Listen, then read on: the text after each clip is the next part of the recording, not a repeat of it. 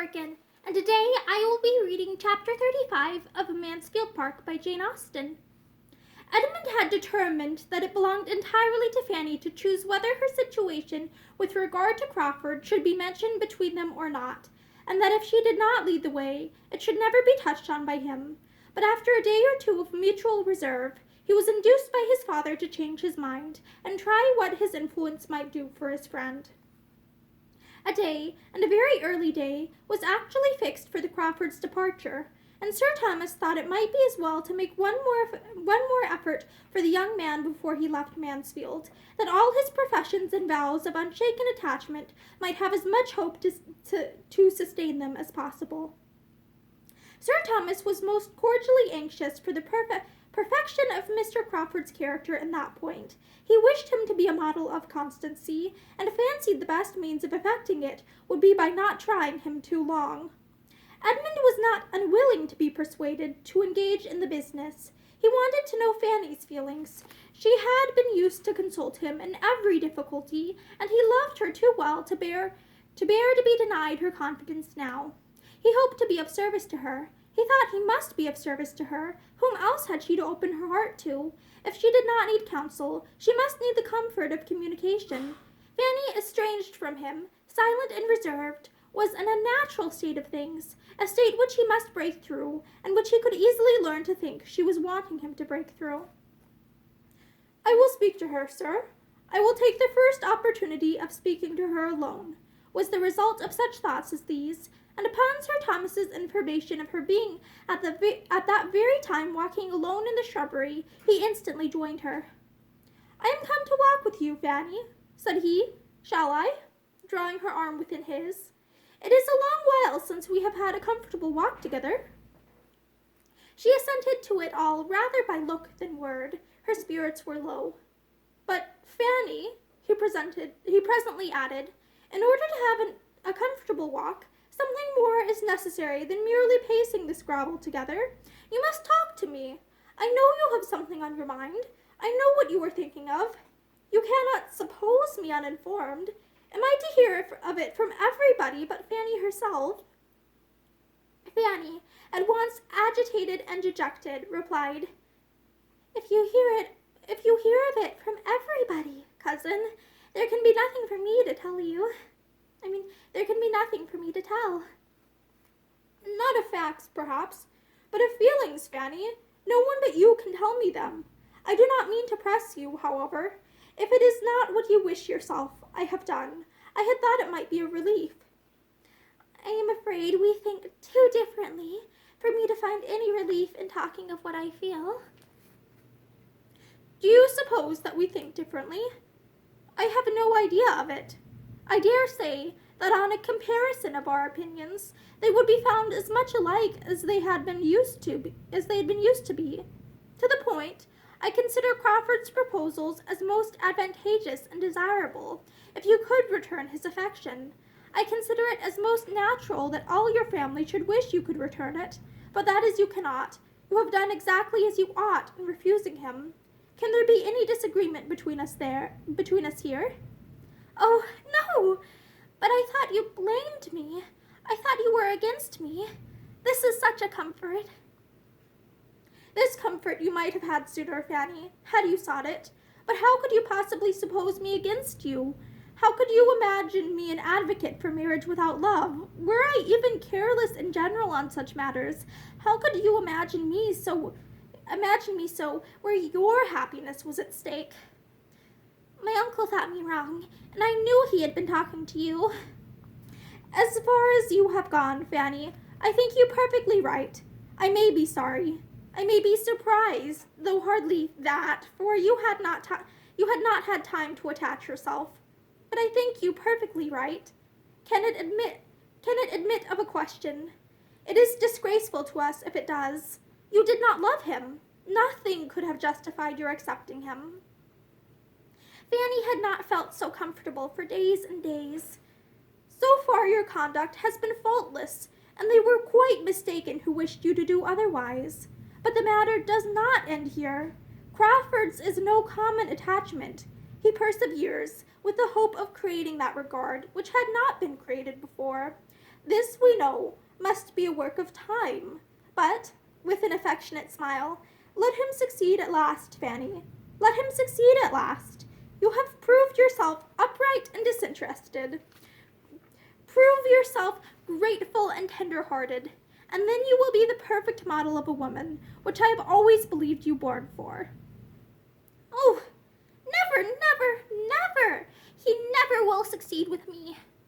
And she spoke with a warmth which quite astonished Edmund, and which she blushed at the recollection of herself when she saw his look and heard him reply, Never, Fanny! So very determined and positive. This is not like yourself, your rational self. I mean, she cried sorrowfully, correcting herself, that I think I never shall, as far as the future can be answered for, I think I never shall return his regard. I must hope better things. I am aware, more aware than Crawford can be, that the man who means to make you love him, you have due notice of his intentions, must have very uphill work, for there are all your early attachments and habits and battle array, and before he can get your heart for his own use, he has to unfasten it from all the holds upon things animate and inanimate, which so many years' growth have confirmed, and which are considerably tightened for the moment by the very idea of separation. I know that the apprehension of being forced to quit Mansfield will for a time be arming you against him. I wish he had not been obliged to tell you what he was trying for. I wish he had known you as well as I do, Fanny. Between us, I think we should have won you. My theoretical and his practical knowledge together could not have failed. He should have worked upon my plans. I must hope, however, that time proving him, as I firmly believe it will, to deserve you by his steady affection, will give him his reward. I cannot suppose that you have not the wish to love him, the natural wish of gratitude. You must have some feeling of that sort. You must be sorry for your own indifference. We are so totally unlike, said Fanny, avoiding a direct answer. We are so very, very different in all our inclinations and ways that I consider it as quite impossible we should ever be tolerably happy together, even if I could like him. There never were two people more dissimilar. We have not one taste in common. We should be miserable. You are mistaken, Fanny. The dissimilarity is not so strong. You are quite enough alike. You have tastes in common. You have moral and literary tastes in common. You have both warm hearts and benevolent feelings. And Fanny, who that heard him read and saw you listen to Shakespeare the other night, will think you unfitted as companions. You forget yourself.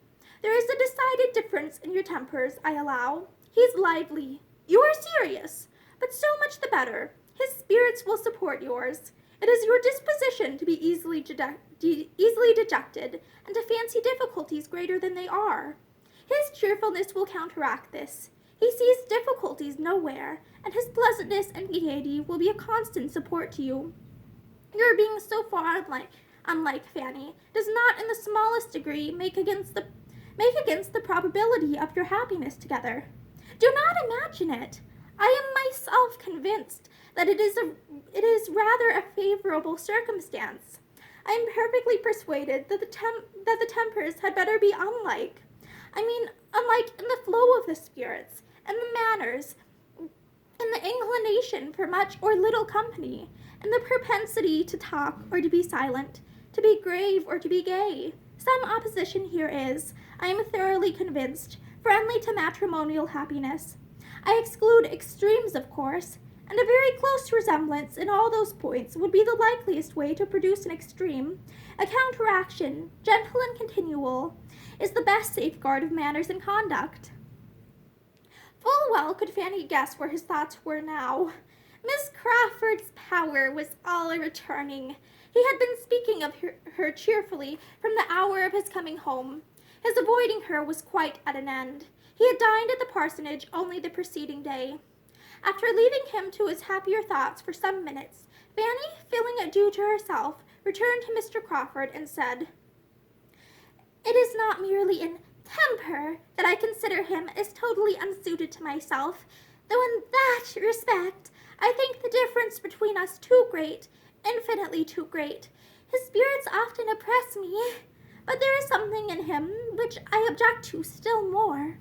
I must say, cousin, that I cannot approve his character. I have not thought well of him from the time of the play.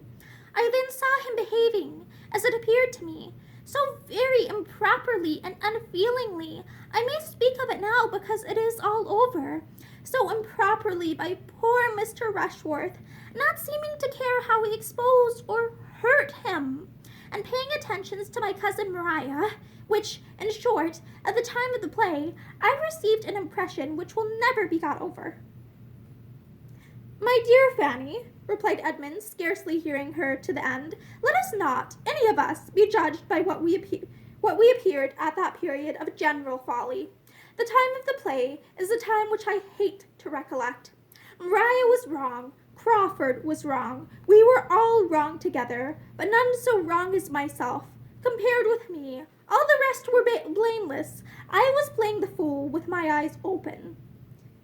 As a bystander, said Fanny, perhaps I saw more than you did, and I do think that Mr. Rushworth was sometimes very jealous.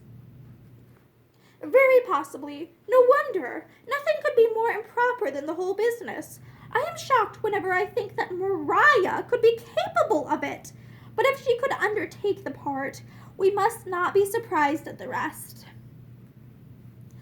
Before the play, I am much mistaken if Julia did not think he was paying her attentions. Julia? I have heard before from someone of his being in love with Julia, but I could never see anything of it. And Fanny, though I hope I do justice to my sister's good qualities, I think it very possible that they might, one or both, be more desirous of being admired by Crawford, and might show that desire rather more unguardedly than was perfectly prudent.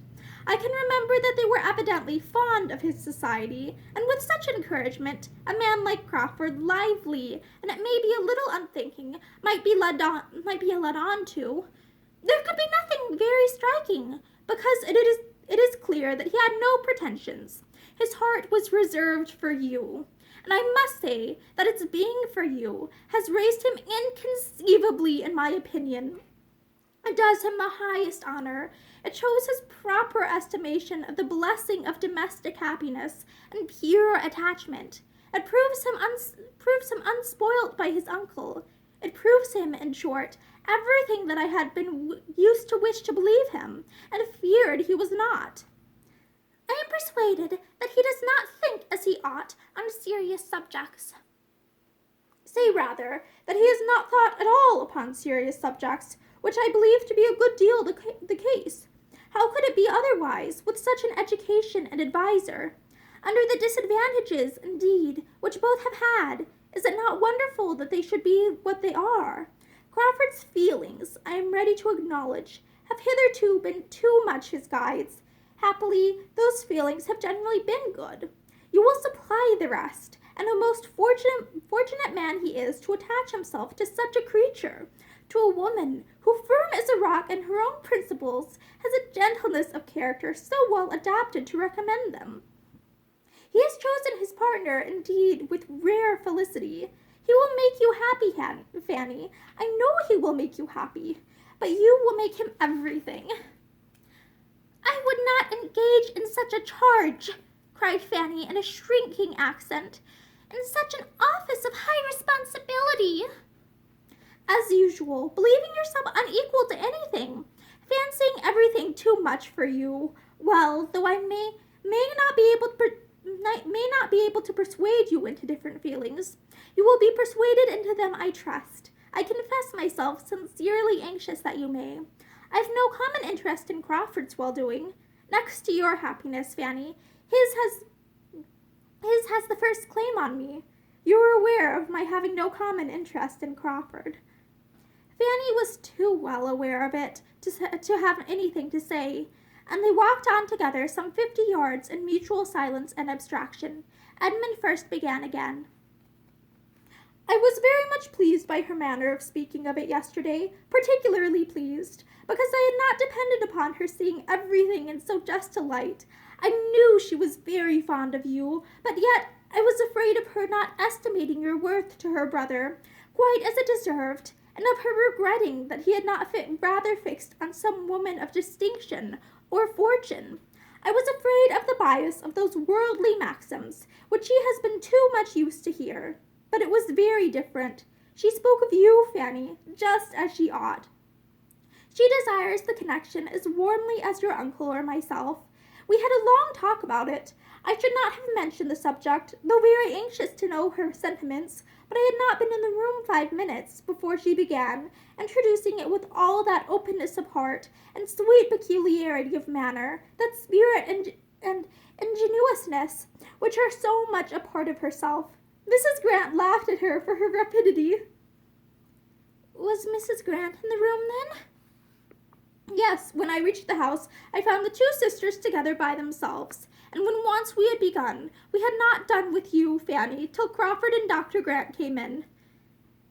It is above a week since I saw Miss Crawford. Yes, she laments it, yet owns it may have been best. You will see her, however, before she goes.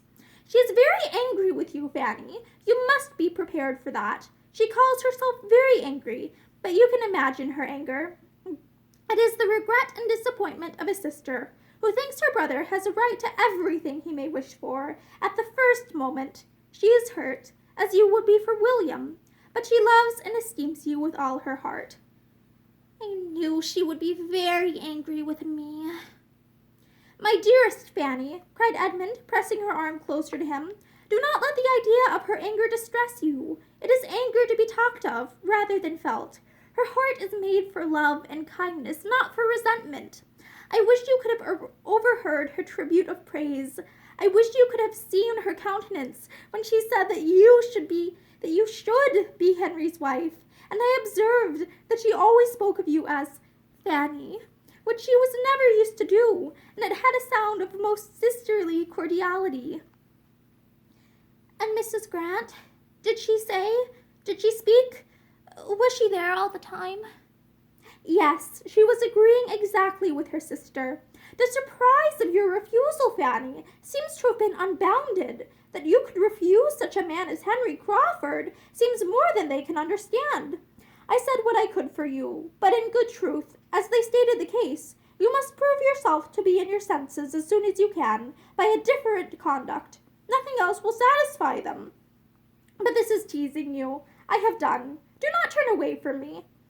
I should have thought, said Fanny, after a pause of recollection and exertion, that every woman must have felt the possibility of a man's not being approved, not being loved by someone of her sex at least, let him be ever so generally agreeable. Let him have all the perfections in the world. I think it ought not to be set down as certain that a man must be acceptable to every woman he may happen to like himself. But even supposing it is so, allowing Mr. Crawford to have all the claims which his sisters think he has, how was I to be prepared to meet him with any feeling answerable to his own? He took me wholly by surprise. I had not an idea that his behavior to me before had any meaning, and surely I was not to be teaching myself to like him only because he was taking what seemed very idle notice of me. In my situation, it would have been the extreme of vanity to be forming expectations on Mr. Crawford. I am sure his sisters, rating him as they do, must have thought it so, supposing he had meant nothing. How then was I to be in love with him the moment he said he was with me? How was I to have an attachment at his service as soon as it was asked for? His sister should consider me as well as him. The higher his deserts, the more improper for me ever to have thought of him. And we think very differently of the nature of women, if they can imagine a woman so very soon capable of returning an affection as this seems to imply. My dear Fanny, now I have the truth. I know this to be the truth. And most worthy of you are such feelings. I had attributed them to you before. I thought I could understand you. You have now given exactly the explanation which I ventured to make for you to your friend and Mrs. Grant, and they were both better satisfied, though your warm-hearted friend was still run away with a little by the enthusiasm of her fondness for Henry. I told them that you were of all human creatures the one over whom habit had most power, and novelty least, and that the very circumstance of the novelty of Crawford's address was against him. Their being so new and so recent was all in their disfavor, that you could tolerate nothing that you were not used to, and a great deal more to the same purpose, to give them a knowledge of your character.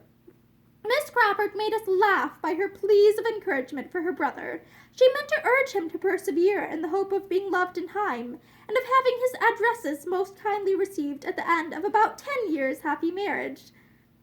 Fanny could with difficulty give the smile that was here asked for.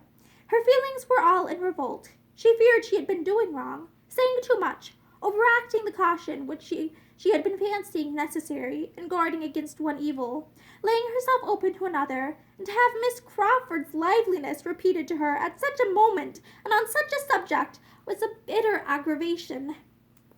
Edmund saw weariness and distress in her face, and immediately resolved to forbear all farther discussion, and not even to mention the name of Crawford again, except as it might be connected with what must be agreeable to her. On this principle he soon afterwards observed, "They go on Monday. You are sure, therefore, of seeing your friend either tomorrow or Sunday. They really go on Monday, and I was within a trifle of being persuaded to stay at Lessingby till that very day. I had almost promised it. What a difference it might have made! Those 5 or 6 days more at Lessingby might have been felt all my life." "You were near staying there?" "Very. I was most kindly pressed, and had nearly consented. Had I received any letter from Mansfield to tell me how you were all going on, I believe I should certainly have stayed, but I knew nothing that had happened here for a fortnight, and felt that I had been away long enough." "You spent your time pleasantly there?" "Yes, that is, it was the fault of my own mind, if I did not. They were all very pleasant. I doubt their finding me so. It took uneasiness with me, and there was no getting rid of it till I was in Mansfield again." "The Miss Owens. You liked them, did not you?" "Yes, very well. Pleasant, good-humored, unaffected girls. But I am spoilt, Fanny, for common female society. Good-humored, unaffected girls will not do for a man who has been used to sensible women. There are 2 distinct orders of being. You and Miss Crawford have made me too nice." Still, however, Fanny was oppressed and wearied. He saw it in her looks. It could not be talked away, and attempting it no more, he led her directly with the kind authority of a privileged guardian into the house. And that is the end of chapter 35 of Mansfield Park. Thank you and have a great day.